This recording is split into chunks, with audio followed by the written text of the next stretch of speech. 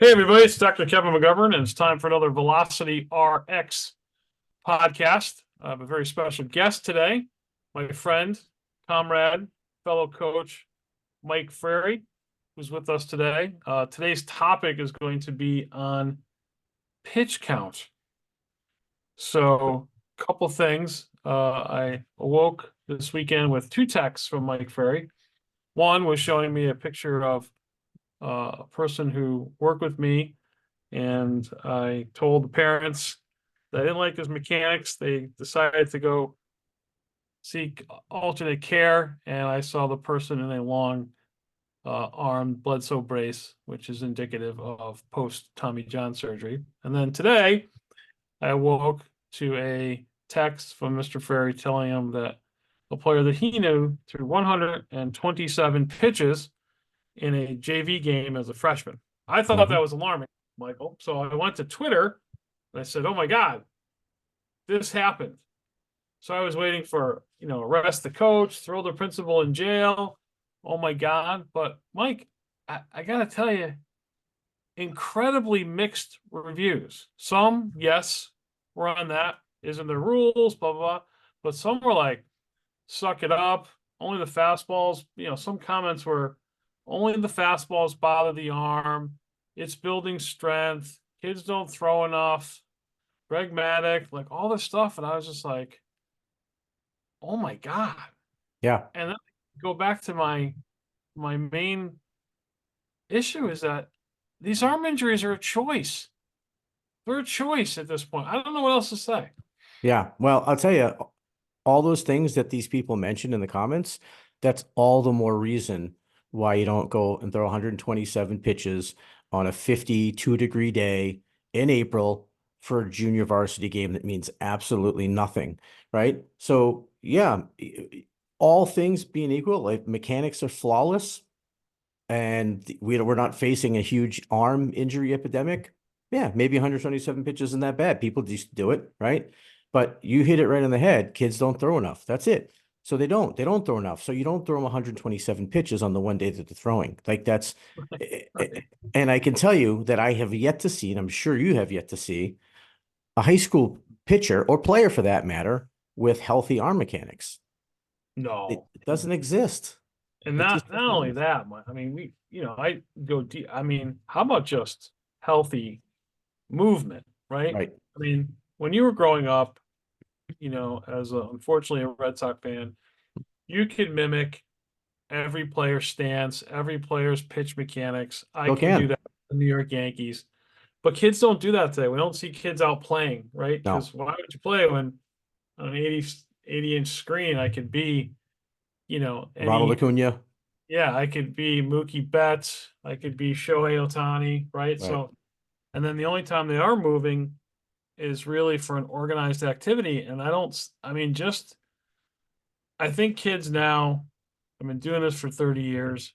The last 10 years, the kids don't move as well as they did my first 10 years, Right.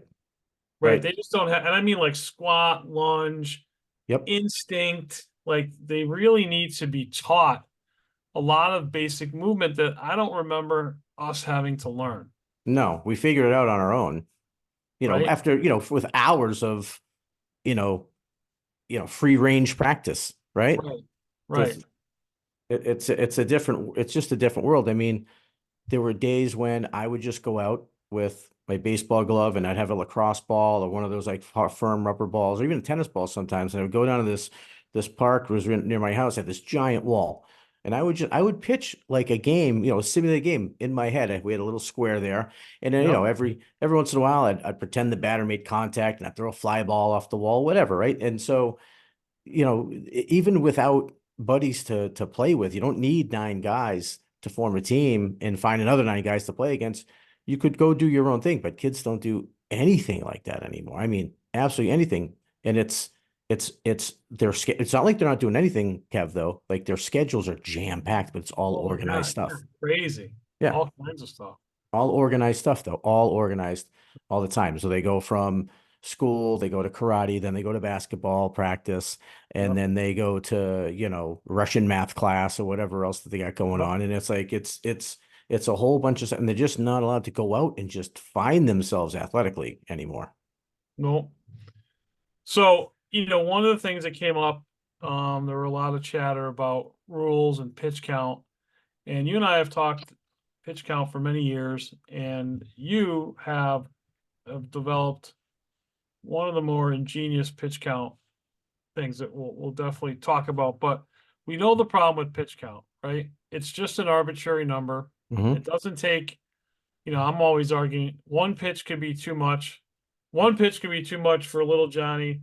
75 could be too much for little Mikey because it doesn't take into consideration the quality of movement, the player's athleticism. It's just an arbitrary number. And you can do that, I guess, in the pros, right? Because everyone's a pro. Yeah. But when you're talking about youth baseball, there's such a, from 12-year-old to high school, there's such a range Yeah. of mastery of movement, right? It's just too big to say that, 75 is a number, 100's the number. So talk about how you develop this, kind of give us an overview of what this is. Sure. So the first thing that made me start thinking about this was exactly as you mentioned. The pitch count rules, they come straight down from Major League Baseball. And there are some deviations, right? So the pitch count it gets a little lower, but again, arbitrarily, and you're talking about fully grown, fully developed professional elite world-class athletes Mhm. to untrained, underdeveloped, amateurs, right? I mean, it should not be even close to the same. So that was the first thing was, all right, if I don't have professional athletes for my amateur athletes, where are you? And by the way, my 17-year-old amateur athlete, is his pitch count the same as my 12-year-old amateur athlete? Of course, it shouldn't be. And again, this is the caveat here is that I've yet to see one with good arm mechanics. So this is like, it's a different story, I think, if the person can move right, but that's a whole other story. So what we decided to do is say, hey, look, you want to pitch the whole game? Sure, you can pitch the whole game. Let's put that out there, right? Instead of saying, all right, you're going to have a hard stop at this. And the reason for that is, as you could have, let's say you have a low pitch count on a kid, you have a 65 pitch count on a kid. He could exhaust, 2/3 of that in one inning. And that's a lot more stress on a kid's arm than Mhm. 65 pitches over 6 innings, 7 innings. And we see So those 40 pitch innings a lot. a lot. And so, because even if the kid is okay, like he's playing on freshman baseball somewhere and his defense is bad, and they can't make a play behind him. And so, yeah, there's lots of those innings. So what we wanted to do is say, look, if he's having clean innings, well, let him go, right? So if he's having 10 pitch innings, sure, we can extend him out. So the idea is that they can pitch a full game if they can keep their innings pitch count under a certain number. And what happens if they don't, you might ask? Well, let's say that the innings pitch count is 12, right? 12 pitches per inning. If they go over those 12 pitches, we knock off an inning off the back end of that game.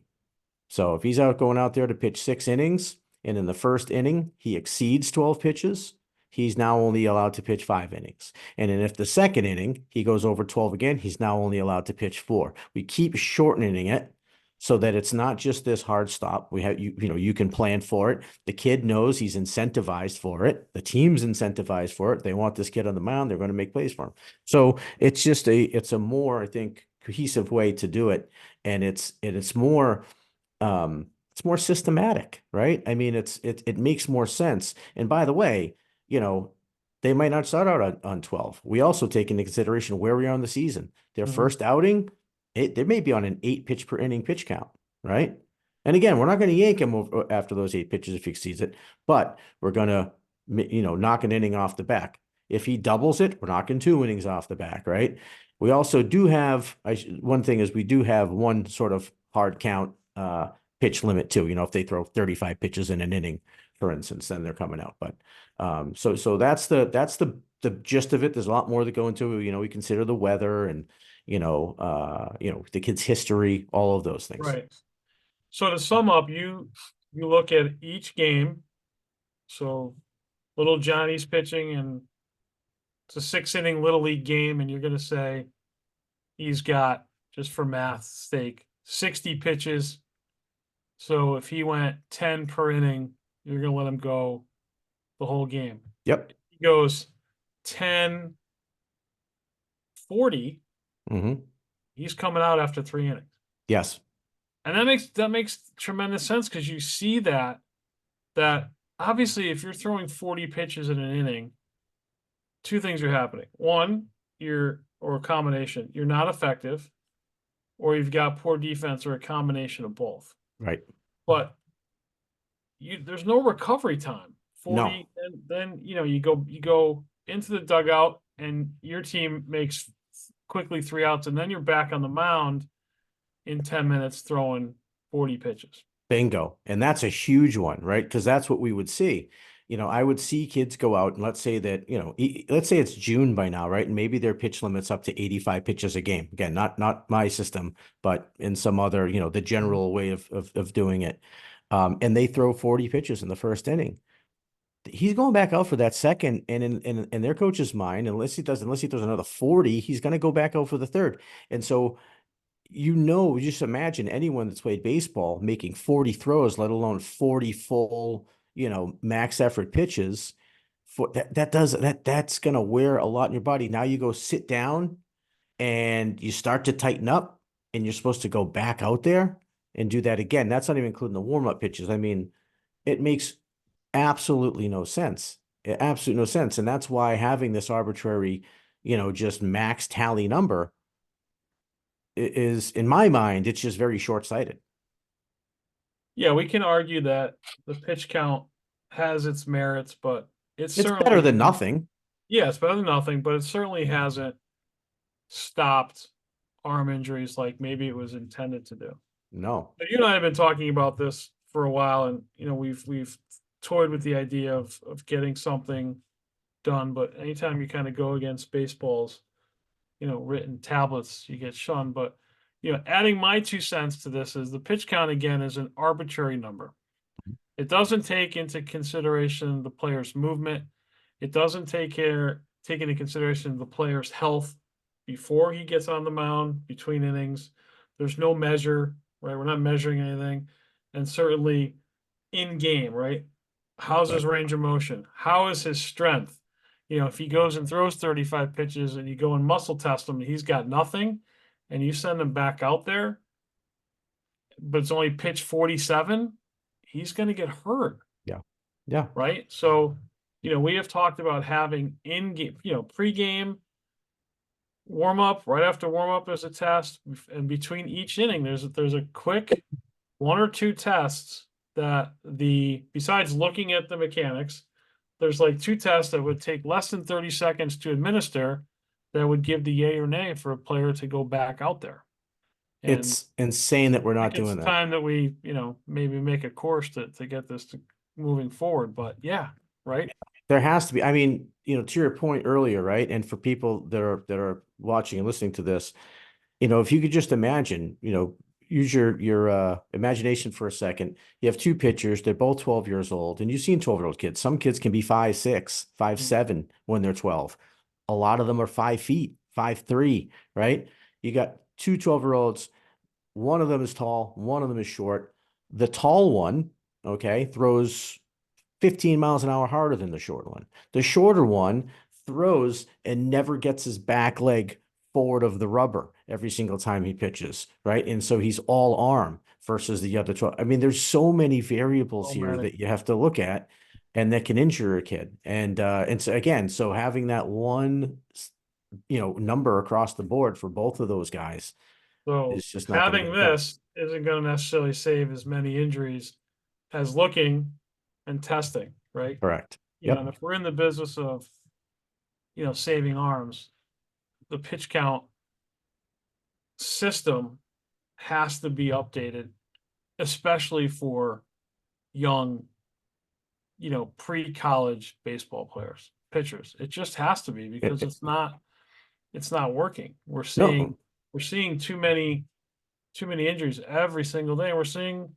injuries on the major league level. I mean, just look at the major leagues. They're throwing less innings and there's more injury. More So, injuries. And that's the thing. You could make the argument that it probably is the argument that there's been more injuries since the advent of pitch count than before, right? And so maybe that's why we get some pushback in social media, is because those people aren't really fully grasping that. For instance, my system isn't perfect either, but again, it's the current model is so flawed. It's so flawed because it's worse than having nothing, in my opinion, because in some ways, because it can give you a false sense of security. And I see that with some local little league coaches. And little league coaches, a lot of them, this isn't their gig. Like they have a full-time job, right. they're They're an accountant or accountant. whatever. Yeah. And so they go, okay, we keep them under this. That's the thing that we're doing to keep Right. kids safe. Okay, great. And they go and abide by it, and but in the major leagues, we can't get frontline starters to make it past April anymore. Right. No. So my next question, Mike, is something that you as a travel ball coach deal with a lot, and that's, Oh, little Johnny plays for you. He plays high school or middle school. He plays town ball. yeah. Plays Lou Tompkins in the summer. Then he plays fall ball. Yeah. What are we doing with, you know, I know the pitch count talks about days of rest, but who is really watching this other than the parents? And I deal with parents every day. That's why I say that arm injuries are a choice sometimes, because we know we can look at someone's mechanic. I can look at Steven Strasberg and I can say, oh my God, Mm-hmm. Steven Strasberg, here's your son. Steven Strasberg has no use of his right arm right now. Yep. Here's your child. They don't do anything. So how do you as a coach with your kid, with your player in their best interest, clear away false information, fake news, whatever it is, and figure out, oh no, he only threw 20 pitches on Sunday. It's Tuesday, but the 20 was really 60 because then he played shortstop for, Yep. right? Played a doubleheader on Saturday and Sunday. So he made, he pitched the first game 20 pitches, played shortstop the next 3 games. How do you decipher that? That's a great question. So a system to have, and I wish I had a copy of it here. I didn't think to grab it. But you may have seen it before, and if not, I'll send you it again. I have a questionnaire that the kids have to fill out going into the weekend for me. Oh, okay. And it tells me all the games that they played, where they played. There's a whole other section specifically for whether they pitched or not and how many pitches they pitched, and if not, how many innings, etc. And you have to, unfortunately, and it's sort of a catch-22 because I know a lot of travel ball coaches and coaches in general go, I don't want to have to deal with the parents with all this all the time, but you kind of have to, because the kid is not going to tell you that he pitched. He's just not, I mean, I had a The kid, parent might not tell you either. it might not. You're right. And so that's why this questionnaire at least really holds them accountable. And I tell them, hey, look, if I find out that you're fudging this because you want to be out there pitching, you're not going to miss your next start. You're going to miss your next two. I'm gonna sit you for two straight starts. Right. And just to give them some, little incentive to be truthful about it. And we also, the other thing I think, Kevin, is really about just education, like driving it home to the kids and to the parents of those kids that, hey, I'm not doing this because I want to keep your kid off the field. I'm doing this because I want to keep them on the field. I want to keep them Right. healthy. Right. Right. It's really that simple. And if you can speak, obviously I can't speak as intelligently as you can about it, but I've been around you long enough and I've learned enough where, I can at least get by enough to explain to a parent how and why their kid is going to injure themselves if they don't, take this seriously, Well, and like I say, you can't get a college scholarship at 13, but you could certainly blow one, right? absolutely, As we know absolutely. now, for those who are listening, the high school baseball player is third or at the bottom of the recruitment process. Number Right. one is the transfer portal. Number two Is is the transfer portal. and the transfer portal. And number three is high school. And I can tell you from all the college coaches that I've ever talked to or interviewed, they need to keep costs down. And most of these colleges are independently insured. So if you go there and you get an arm injury, that goes against their insurance rates go up. So Absolutely. they're not going to recruit someone who already has had Tommy John surgery. I mean, obviously, if you're throwing 102, They'll take a shot. they're gonna take a shot. Okay. Yeah. But if you're a person who's, borderline Division 1, Division 2, wherever it is, they're going to someone else so that they can stay healthy. So staying on the mound is the key. That's Yeah. And staying on the field, Yeah. I have to remind these kids sometimes, like, hey, look, if you hurt your arm, you're not just not pitching for a while. You're Right. not playing. You can't Not playing. swing, can't do anything. Better be the best DH in the world in travel ball, because after that, you're not going to get a look if you're hurt. Absolutely. And the unfortunate thing is, the kid that we talked about opening up the show today, he's a junior in high school, and this kid Hasn't is played high school yet. gifted, hasn't played, not a full season, no. And Well- and he started off hot because he plays, for a, private school, so they do like their spring break thing. They go south, and was performing very well, very well. And this was his year to really showcase himself, and he's going to miss out on that now. So, and it's going to be hard as a senior next year, right? I mean, it's a spring sport. So, yeah, it's For injuries that could have been prevented. yes. Should have been prevented. There were enough warning signs out there. And I think that's the real kicker to all this, Kevin, is that, we sit here and we beat our heads against the wall with this stuff a lot. And it's, I should say, I do think there's becoming more awareness about it for certain. But still not enough. Not anywhere near. It's still an argument. I say to everybody, look, if it's not with me, it has to be with somebody else. This Right. has to get fixed. You can't do this. And I got people, oh, well, of course he played top. I don't care where he played. Yeah. Unless there's some initials after his name, MD, PT, that you're gonna understand human movement, like being athletic enough to play baseball at the pro level or any level doesn't make you an expert in human movement. No, not at all. Doesn't. Not at all. And by the way, even if you did play, and let's say you had an injury-free career, you're not your students. Everybody's built different, right? And we Right. talk about how there's no avatar for pitchers, and it's because there are so many variables, which, by the way, makes a lot of the research that's out there right now, the quote unquote research, completely and entirely flawed. Entirely flawed, Right. Yeah. There's arm length, there's the length of the humerus, there's the length of your Height, ulna, weight, and chest right. size, Arm there's angle, release there's point. so many variables, so you can't compare joint. It's great. I don't even get me started on that. It's nearly impossible. Yeah. So, but going to somebody like you who understands human movement, who understands, what's an injurious position at any point in that delivery, and working on that is such an easy fix. It's such an easy fix. And it benefits everything, not just your Right. pitching. Correct. We have shown in people that we have co-treated, we've seen increases in exit velocity hitting. When you work on the basics of fundamental movement, you are going to be a better athlete across the board.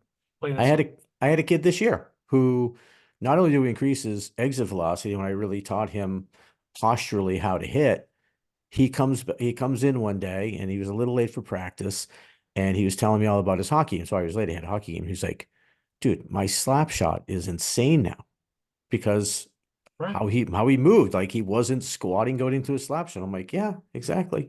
Right. Exactly. Yeah, it's not. It's how the body's supposed to move, not how Mike Ferry thinks it's supposed to move. Exactly. Or Kevin McGovern. Right. Right.